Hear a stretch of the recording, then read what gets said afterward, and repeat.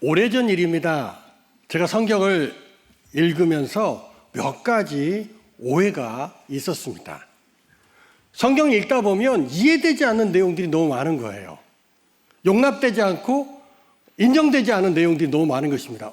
제 주관적으로 볼 때. 그러니까 성경을 읽다 보면 자꾸 뭐가 쌓이냐면 오해가 쌓이는 것입니다.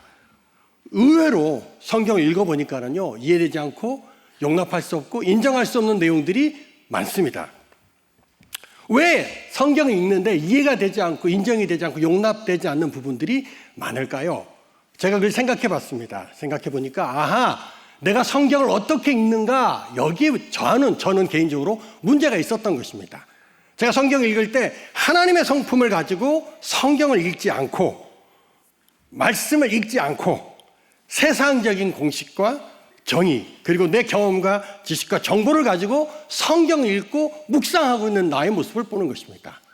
아하, 내가 하나님의 성품으로 성경을 바라보지 않으니까, 읽지 않으니까 자꾸 내 안에 이해도 안 되고 용납도 안 되고 오해가 쌓이는구나 라는 것을 제가 알기 시작했습니다. 그러면서 그 이후로부터 성경을 읽을 때마다, 묵상할 때마다 하나님의 성품을 반드시 기반으로 그 메시지와 내용들을 읽기 시작했습니다. 몇 가지 오해 얘기를 했으니까 오해했던 내용 한 가지를 여러분과 좀 나눠야 합니다. 그 본문이, 오해했던 내용의 한 가지 본문이 오늘 본문이에요. 특별히 31절, 32절이 제가 참 오해가 많이 됐습니다. 이해가 잘 안 됐어요. 그러므로 염려하여 이르기를 무엇을 먹을까? 무엇을 마실까? 무엇을 입을까? 하지 말라. 하지 말래요. 이는 다 이방인들이 구하는 것이라. 이방인들이 구하는 것이라. 너희 하늘 아버지께서 이 모든 것이 너에게 있어야 할 줄을 아시느니라. 이 말씀이 너무 이해도 안 되고 오해가 되는 거예요. 왜냐하면 제가 오랫동안 기도하면서 살았습니다. 나름. 그런데 제 기도를 보면 대부분 제가 구하는 기도의 내용은 의식주였습니다. 여러분 어떻습니까? 근데 이 말씀을 읽을 때마다 자꾸 내가 어려운 거예요. 나는 이방인인가? 주님 기도하지 말라고 하는데 나는 이 기도밖에 없네? 뭐 이런 생각이 자꾸 드니까 너무 막 주님이 불편한 거예요. 그래서 제가 오해가 됐습니다. 그래서 한동안 제가 의식주 기도를 안 하기 시작했어요. 왜? 나는 이방인이 아니고 하나님이 사랑하는 사람이니까. 기도하지 말라고 했으니까 내가 기도하지 않고 의식주에 대해서 신경 쓰지 않는 척 했습니다. 그리고 의식주 기도는 잘못된 기도, 경건하지 않은 기도라고 생각했어요. 그래서 의도적으로 의식주를 위한 기도, 내 필요를 위한 기도를 제가 멈추기 시작했습니다. 물론 지금은 아니에요. 오래전 얘기입니다. 여러분 지금도요, 제 기도의 70%는 여전히 의식주 기도입니다. 먹고 사는 기도하고 있다는 것입니다. 여러분 개인적으로 제가 기도 노트를 가지고 있습니다. 그래서 제가 개인적으로 하는 기도를 제가 이렇게 이 설교를 준비하면서 좀 봤어요. 봤더니 오랫동안 줄기차게 가족의 필요를 의식주를 구하고 있는 제 모습을 보기 시작했습니다. 제가 선교단체 간사로 있습니다. 선교단체 간사로 사역하다 보니까 아무래도 재정적인 부분에 있어서 좀 부담감이 있습니다. 그래서 가정의 필요, 아이들의 필요를 위해서 제가 노트를 보니까 줄기차게 기도하고 있었습니다. 제가 중보기도도 좀 합니다. 여러분 제가 중보기도 하는 목사예요. 저는 개인적으로 중보기도 노트를 오랫동안 한 수십 년 됐습니다. 노트를 작성해서 그걸 보면서 시간을 정해놓고 날마다, 죄송합니다. 날마다는 아니고 날마다 안 할 때도 있습니다. 네. 사역이 많으면 안 합니다. 하지만 제가 장담하는 것은 피곤해서 안 해본 적은 없습니다. 그래서 제가 습관처럼 제가 중보기도 노트를 가지고 있어요. 그래서 남을 위해서 기도하는 겁니다. 제가 봤더니 여러 사람을 위해서, 사역을 위해서, 나라를 위해서 기도했는데요. 시간을 정해놓고 많은 기도 내용이 먹고 사는 기도, 의식주를 제가 기도하고 있는 것입니다. 그들의 건강을 위해서 기도하고 그들의 안전과 그들의 평안과 그들의 자유를 위해서 제가 기도하고 있는 것입니다. 제가 나라와 열방을 위해서도 기도합니다. 오늘 보신 우크라이나를 위해서도 저도 오래전부터 기도하기 시작했습니다. 지금도 기도하고 있습니다. 그런데 미얀마를 위해서도 최근에 다시 기도하기 시작했습니다. 그런데 그 기도 노트를 보니까 내용이 다 의식주입니다. 먹고 사는 기도만 열심히 하고 있습니다. 가끔 제가요, 기도하면서 이래도 되나? 이런 생각이 들었습니다. 저한테 좀 실망스러운 마음도 들었어요. 왜 병호야 너는 목사가 돼가지고 수많은 사람들을 위해서 기도한다고 하면서 그들의 먹고 사는 것에 그렇게 집착하며 기도해주고 있니? 그런 마음이 제 안에 드는 거예요. 그러니까 조금은 실망도 스럽고, 내가 이렇게 기도해도 되나? 이게 맞나? 이런 생각이 제 안에 들기 시작했습니다. 그런데 어느 날 하나님이 저에게 은혜를 주십니다. 깨닫게 하시는 은혜가 있었어요. 무슨 은혜를 주셨냐면, 병호야, 의식주 매우 중요한 기도다. 예수님께서 주기도문을 가르쳐 주지 않았냐? 예수님의 주기도문에도 일용할 양식을 구하라고 예수님께서 친히 의식주를 말씀하시며 의식주를 위해서 반드시 기도해야 한다라고 말하지 않았나? 그렇게 가르치셨다는 것입니다. 예수님도 병호야, 의식주가 매우 중요하며 그것을 위해서 기도하는 것이 반드시 필요하다, 이렇게 말씀하시면서 저한테 네가 의식주를 위해서 사람들의 필요를 구하는 것은 그건 절대로 수준 낮은 기도 아니야, 그거 너무너무 중요한 기도야 라는 그런 이해를 주셨습니다. 그런데 여기서 포인트는 기도하지 말라, 의식주 기도하지 말라, 이게 아니었다는 것입니다. 여기서 포인트가 무엇입니까? 그것은 먼저라는 이 단어였습니다. 의식주를 위해서 기도하지 말아라, 필요를 구하지 말아라, 이게 아니라 먼저라는 이 단어가 가장 중요한 포인트 중에 하나였다는 것입니다. 우선순위가 말입니다. 이걸 다른 말로 말하면 우선순위입니다. 저도 가끔 생각합니다. 내가 왜 이러나 이런 생각합니다. 저도 소리 지르는 거 가끔 부끄러워요. 우선순위! 우선순위가 무엇입니까? 먼저라는 것은 우선순위를 말하는 것이에요. 여러분, 삶에 중요한 것들이 얼마나 많습니까? 여러분 인생을 좀 살아보신 분들 여기 계시죠? 여러분의 삶에 중요한 것들이 얼마나 많이 있습니까? 건강 중요합니다. 재정 정말로 필요하고 중요합니다. 관계 중요합니다. 사랑도 중요합니다. 일도 중요합니다. 모두 다 중요하죠. 그렇다고 모두 다 할 수 있는 것은 아닌 것입니다. 물론 모두 다 할 수 있으면 좋겠지만 우리가 이 모든 것을 어떻게 다 할 수 있겠습니까? 그렇다면 여기에서 필요한 것은 순서를 정하는 것입니다. 1번, 2번, 3번, 4번, 5번 순서를 정해야 합니다. 그래야 우리 안에 자유가 있고 평안이 있습니다. 예수 믿는 그리스도인인 우리가 우선순위가 흔들리고 우선순위가 헷갈리고 우선순위를 놓쳐버리면, 순서를 놓쳐버리면 절대로 우리 안에 자유도 평안도 없다고 저는 생각합니다. 물론 우선순위를 지키면 성공한다, 이 말씀은 드릴 수 없습니다. 우선순위를 지켜도 우리가 실패할 수 있습니다. 그렇지만 우리가 우선순위를 지키면 반드시 우리는 평안하고 자유할 것입니다. 주님은 지금 의식주 매우 중요하다, 그러나 하나님의 나라와 영광보다 앞서지 말라, 이 말씀 하시는 것이죠. 이것이 하나님을 믿는 하나님의 사람들의 모습이다 라고 말하고 있는 것입니다. 여러분, 믿음이 무엇입니까?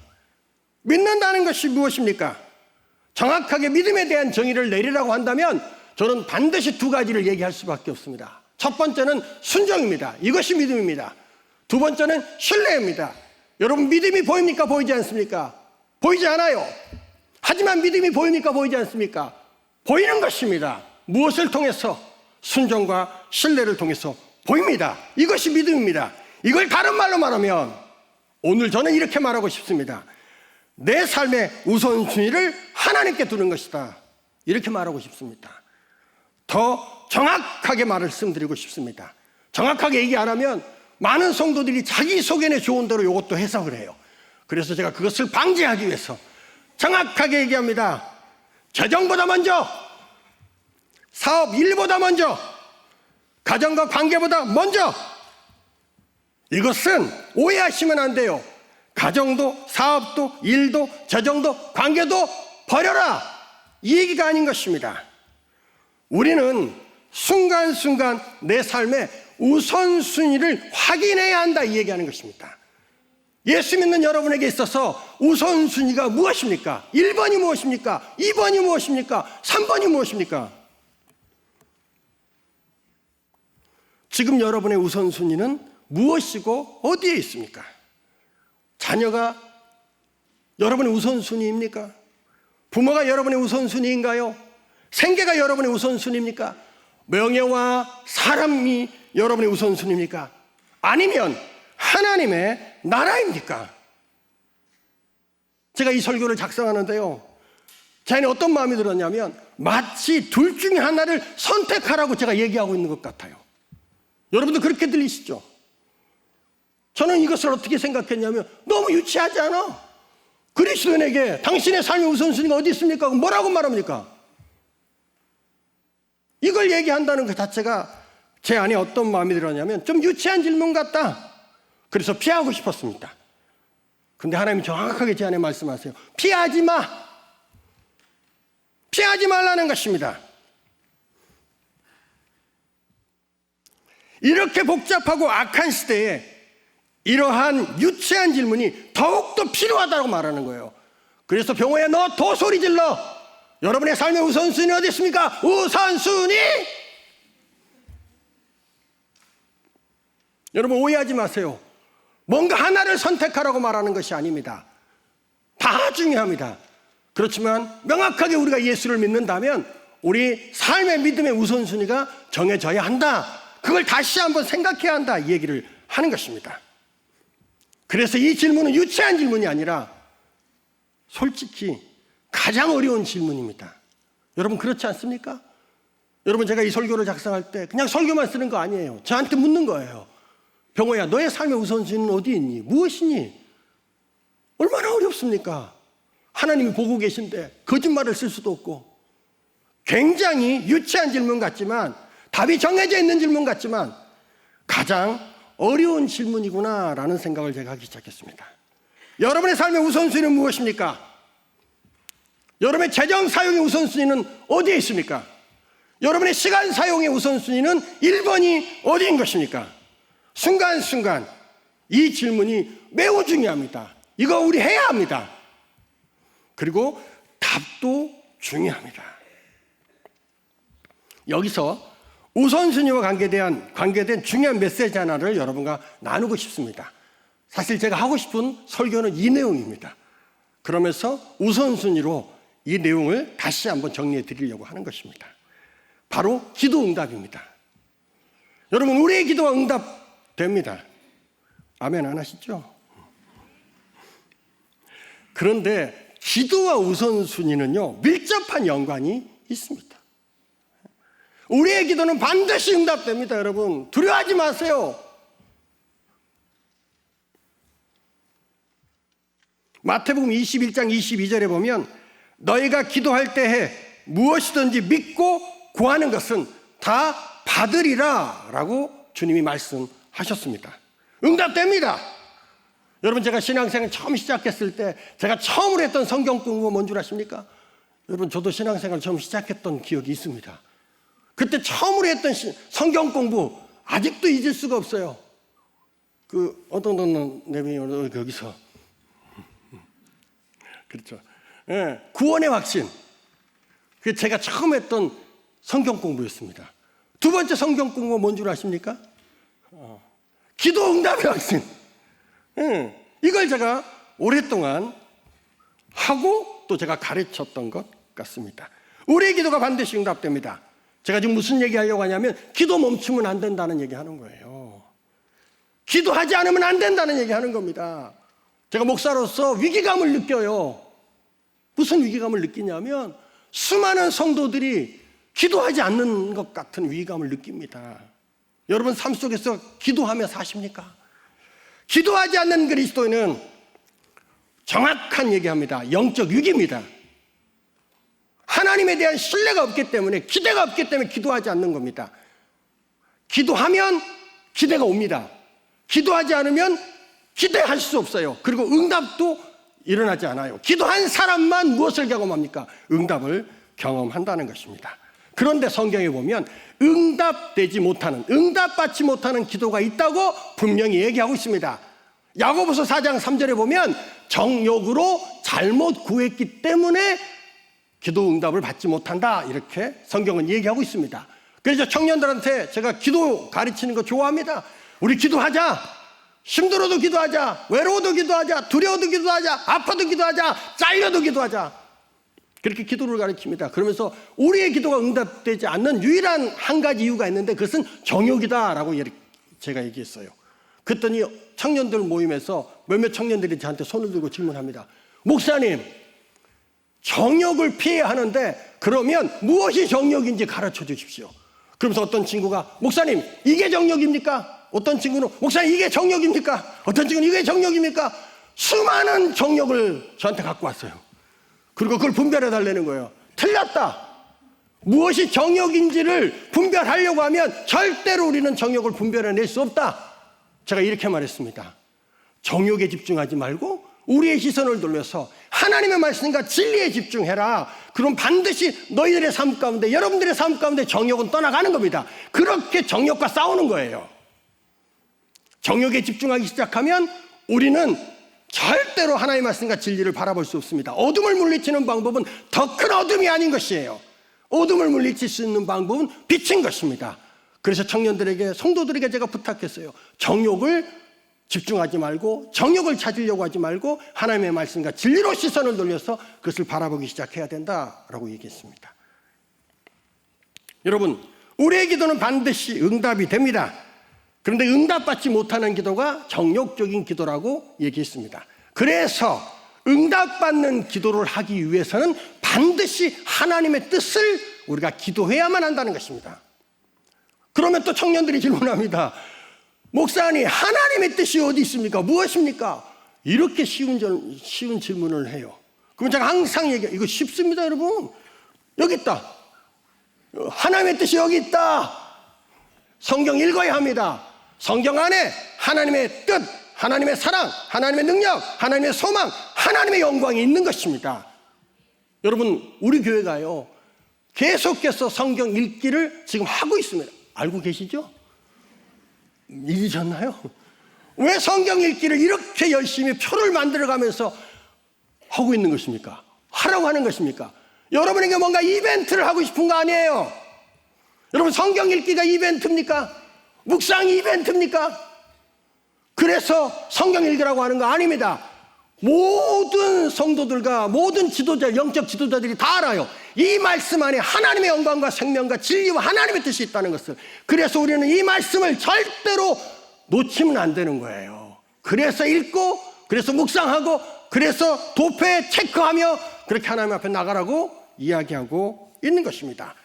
하나님의 뜻을 구해야 합니다. 자, 여기서 기도에 대한 우선순위를 얘기합니다. 1번입니다. 하나님의 뜻을, 왜? 그래야 정욕을 피할 거 아닙니까? 하나님의 뜻을 기도하는 것입니다.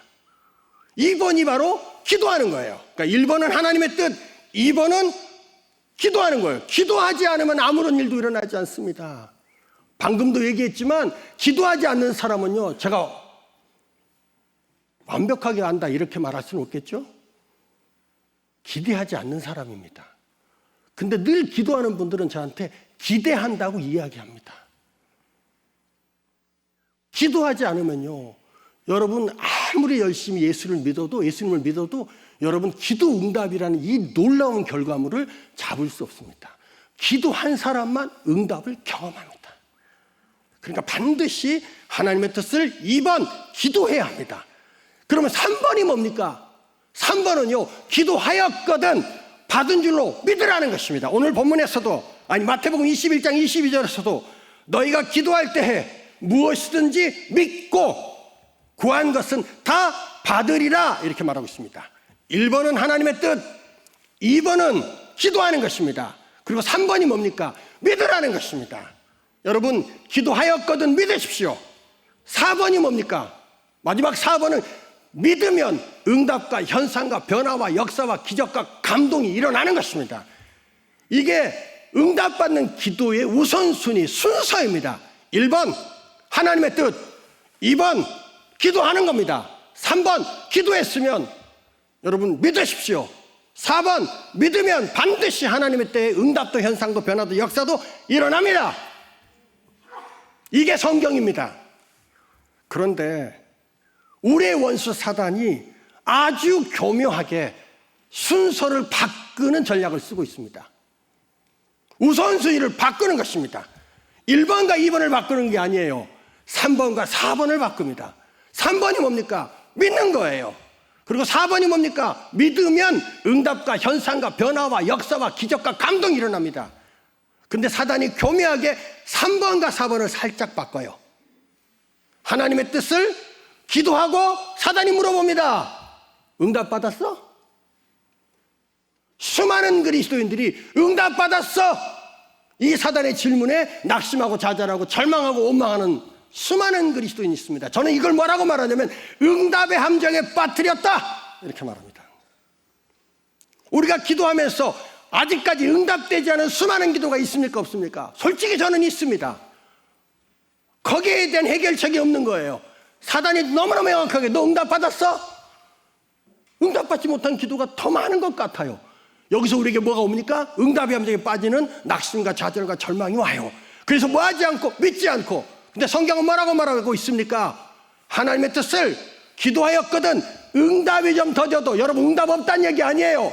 반드시 응답됩니다. 응답이 좀 더디고 내가 원하는 기적과 이적과 느낌이 좀 없어도 믿으라는 것입니다. 믿으면 응답도 현상도 변화도 역사도 감동도 기적도 일어나는 것입니다. 이게 성경이고 하나님의 말씀 명확합니다. 근데 사단은 믿음과 응답을 살짝 바꿔놨어요. 우선순위를 바꾸는 거예요.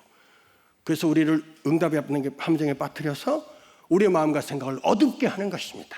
여러분, 사단의 특징 세 가지. 사단의 특징 세 가지. 제가 여러 번 얘기합니다. 첫 번째, 교만한 자입니다. 사단입니다.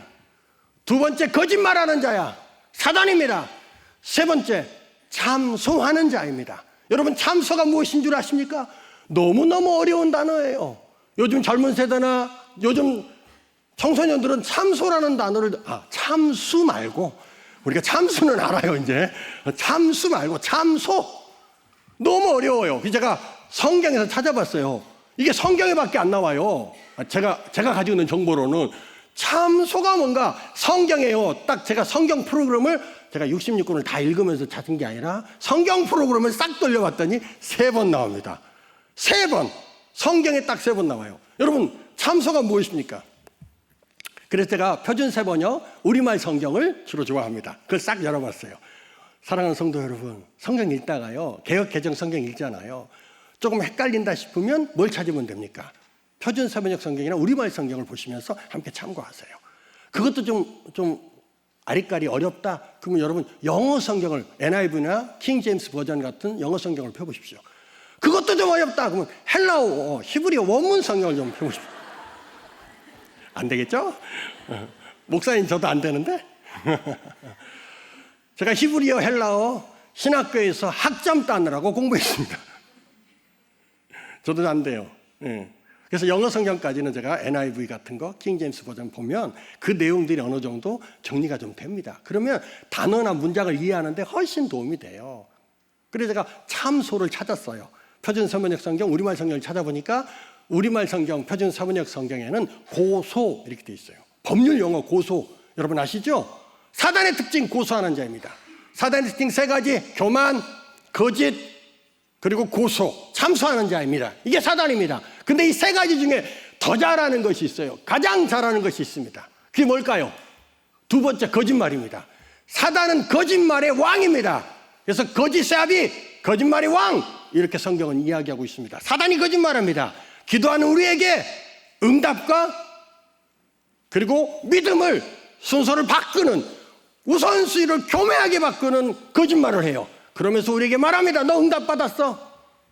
그래서 수많은 그리스도인들에게 응답의 함정에 빠지는 어려움을 안겨다 주는 것입니다. 여러분, 우리가 기도하면서 적어도 우리가 몇 번은 응답의 함정에 빠져서 낙심하고 두려워하고 원망하고 하나님 나만 미워하는 것 같아, 이런 생각 해보지 않으셨습니까? 안 해보셨군요. 저는 해봤습니다. 예. 여러분, 사단은 계속해서 지금도 우리에게 우선순위를 흔드는 거짓말을 하고 있습니다. 여러분, 제가요, 이런 일이 있었습니다. 여러분, 제가 주로 사역할 때요, 청년들 사역을 아직도 많이 하고 있습니다. 주로 청년들 사역하면 좀 오래된 얘기입니다. 사역을 하다 보면 청년들과 함께 기도하는 그런 시간들을 갖게 됩니다. 어떤 청년들 모임에 갔어요. 100명이 넘는 청년들 모임에 갔습니다. 가가지고 한 주간 동안 성령에 대해서 나누고 그리고 함께 기도하는 시간을 갖는 거예요. 그래서 특별히 제가 이제 성령에 대해서 나누고 금요일 저녁을 기도하는 디데이로 딱 잡았습니다. 그래서 제가 100명이 넘는 친구들한테 금요일 저녁은 목사님과 함께 기도하는 시간이다, 그리고 딱 선포를 했어요. 그리고 말씀을 나누고 금요일 저녁이 돼서 그 청년들이 다 강당으로 모였습니다. 모여가지고 제가 찬양하고 이제 기도해야 되는 거예요. 그래서 제가 앞에 서가지고 찬양 인도자가 찬양하고 목사님이 기도 인도하겠습니다라고 막 말을 하고 찬양 인도자가 이제 막 찬양을 시작하는데 제일 앞에 앉아있는 아주 젊은 자매 한 명이 울기 시작합니다. 아직 말씀도 선포를 안 했어요. 제가 말씀 선포하고 난 다음에 울었으면 아, 내가 은혜를 끼쳤구나 이렇게 생각할 텐데 벌써부터 우는 거예요. 찬양 시작하자마자 우는 겁니다. 그 자매를 보면서 제가요, 마음에 기쁜 마음이 있었어요. 왜냐하면 우는 게 너무 저는 친숙합니다. 무슨 뜻이냐고요? 여러분, 저는 은혜 받으면 웁니다. 은혜 받는다는 거, 이 표현 이해되시죠? 하나님을 만나면 저는 울어요. 지금도 울고 있습니다. 그래서 우는 사람들을 보면 친숙하게 제가 생각해요. 아, 저분도 하나님을 만나서 우나보다, 이렇게 생각했습니다. 예, 기도를 시작도 안 했는데 자매님이 울어요. 자매님이 이미 마음이 활짝 열려 있는 거예요. 그래서 기도하기 전에 벌써 이미 은혜 받은 겁니다. 그래서 운다라고 저는 생각하는 거예요. 여러분 은혜 받으면 어떻게 행동하십니까? 저처럼 우십니까? 어떻게 여러분 반응하십니까? 가끔요, 은혜 받고 우는 분들은 너무 친숙한데요, 은혜 받고 웃는 사람도 봤습니다. 예, 하나님 만나고 막 웃어요. 하하하하. 그럼 옆에 있는 제가 막 소름이 끼쳐요. 다양한 방법으로 반응을 하죠. 저 같은 경우는 울어요. 그러니까 그 자매님이 기도를 시작했는데 우니까 아, 이분도 정말 은혜를 받아서 운다, 이렇게 생각을 했습니다. 그리고 제가 기도 인도를 시작했습니다. 1시간을 하는 거예요. 1시간씩 기도하는데 제가 때로는 강대상에서 내려가서 그 청년들을 위해서 머리 안수하며 기도하기 시작했습니다. 기도 사역을 할 때. 왜냐하면 제가 능력이 있어서 안수하는 거 아닙니다. 사도행전에 보면 사도들이 안수함에 성령의 충만함을 받았다는 그 말씀 있습니다. 그래서 제가 그 말씀 붙들고 제가 담대히 내려가서 머리에 안수하며 제가 기도하는 시간들을 갖기 시작합니다. 그날도 제가 내려가서 필요한 모든 사람들에게 제가 아무리 힘들어도 허리가 끊어질 것 같아요. 설교 소리 지르는 것과 기도하는 것은요, 급이 달라요. 저한테 강의 10시간 해달라면 저는 할 수 있습니다. 이 텐션으로. 하지만 기도 1시간 인도해달라 못한다고 합니다. 허리 끊어집니다. 그래서 반드시 찬양 인도자가 옆에 있어야 된다 얘기합니다. 왜? 찬양 인도자가 찬양을 해야 내가 쉴 거 아닙니까? 그날 1시간을 했어요. 제가 할 수 있는 최선을 다해서 기도했습니다. 그리고 이제 기도를 마쳐야 되잖아요. 2시간, 3시간 할 수 없으니까. 그래가지고 기도를 마치려고 딱 왔는데 그 앞에 앉아있는 자매가요, 아직도 1시간째 울고 있는 거예요. 근데 이렇게 우는 게 아니라 이제 더 하면서 우는 거예요. 그래서 제가 그 자매를 보면서 조금 위로해주고 격려하고 해주고 싶은 마음이 생겼습니다. 그래서 제가 그 자매에게 찾아가서, 울고 있는 자매에게 찾아가서 어깨를 툭툭 치고 하나님이 자매님과 함께 하십니다 라고 이야기했습니다. 그때 그 자매님이요, 울고 있던 자매님이 갑자기 눈물을 닦으면서 저를 딱 쳐다보고 뭐라고 말한 줄 아십니까? 이렇게 말했습니다. 아니에요! 목사님 아니에요! 이러는 거예요. 여러분, 누가 놀랬을까요? 제가 깜짝 놀랐어요. 여러분, 제가 사역하다가 별일을 다 경험하면 해봅니다. 너무 놀랐어요. 아니라는 거야. 그래서 제가 너무 황당하잖아요. 지금 100명이 웅성웅성 기도하고 있는 거예요. 그래서 제가 그 자매님에게 물었어요. 뭐가 아닙니까? 그렇게 물었습니다. 그랬더니 그 자매님이 저한테 이렇게 말하는 거예요. 목사님, 이렇게 성령 충만을 위해서 기도하는 시간이 오늘이 처음이 아니라는 거야. 그렇겠죠. 이분이 신앙생활을 오랫동안 하면서 교회에서 자랐기 때문에 수련회 가서도 해봤을 테고 부흥회나 사경회에서도 얼마든지 이런 성령 충만을 위해서 기도하는 시간들을 가졌을 겁니다. 그 말을 제가 이해했어요. 그러면서 이 자매님이 뭐라고 말하냐면, 그런데 그때마다 하나님의 성령께서 자기만 거절했다는 거야. 깜짝 놀랐어요. 성령의 거절감에 대한 명확하고 완벽한 확신을 가졌습니다. 이걸 믿음으로 가졌으면 세상도 바꿨을 것 같아요. 너무나 명확하게 자기를 거절한다는 것에 대한 확신이 있어요. 그래서 너무 놀래가지고 그게 무슨 소리입니까? 그랬더니 그 자매가 이렇게 말했습니다. 교회에서 기도할 때 자기 옆에 있는 친구는 방언을 했다는 거야. 자기 뒤에 있는 친구는 쓰러졌다는 거야. 자기 뒤에 있는 친구는 울었다는 거야.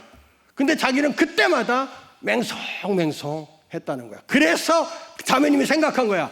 성령께서, 하나님이 나만 미워하고 나만 거절한다고 생각한 거야. 그리고 더 놀라운 일은요, 그 목요일 밤에 우리가 함께 말씀 듣고 기도하는 그 자리에 그 자매가 제일 앞에 앉아서 그 과거의 상처와 거절감이 다시 올라오기 시작해요. 사단이 그렇게 합니다. 하나님의 말씀과 진리 안에 들어가지 못하도록 그 거절감과 상처가 올라와요. 그래서 이 자매님이 시작할 때부터도 하나님이 오늘도 나만 거절할 거야 라는 명확한 확신을 가지고 울고 있었던 거예요. 그런데 저는 그 자매님이 은혜 받아서 운다고 생각했습니다. 놀라운 사실은요, 제가 그 100명 모두를 기도해 줬습니다. 그리고 그 자매만 쏙 빼고 기도를 안 했어요. 왠 줄 아십니까? 저는 이런 생각을 가진 목사입니다. 같이 기도할 때 누구를 위해서 기도해 줘야 됩니까? 기도 잘하는 사람입니까? 아니면 기도에 도움이 필요한 사람입니까? 물어보나만 합니다. 기도에 도움이 필요한 사람이에요. 100명 중에 기도가 안 되고 목사의 기도에 도움이 필요한 친구들이 많잖아요. 그래서 제가 그분들에게 다 찾아가서 기도했습니다. 그리고 이 자매만 쏙 빼고 기도를 안 했습니다. 여러분, 이병훈 목사가 얼마나 신령한지 가장 기도받아야 될 그 자매만 빼고 나머지는 다 기도해 줬습니다. 제가 그런 사람이에요. 제가 너무 놀랐어요. 이 자매를 위해서 기도해야 되는데 이 자매만 딱 빼버린 거예요. 근데 지금 이 상황에서 기도를 마무리해야 되는 이 상황에서 그 자매를 붙들고 제가 설명하고 기도해 줄 수가 없었어요. 그래서 제가 그 자매에게 이렇게 말했습니다. 자매님, 믿음이 없으시군요. 제가 지금 뭐라고 얘기했습니까? 기도할 때 하나님의 뜻을, 성령 충만이가 하나님의 뜻 명령입니다. 그것을 위해서 이 자매가 간절히 기도했다면 세 번째가 뭡니까? 3번, 믿는 것입니다. 현상이 일어나지 않고 응답이 좀 더디고 느낌이 좀 없어도 한국 사람들은요, 그렇게 느낌이 중요합니다. feel. 이게 없으니까 나만 거절한다는 생각을 갖는 거예요.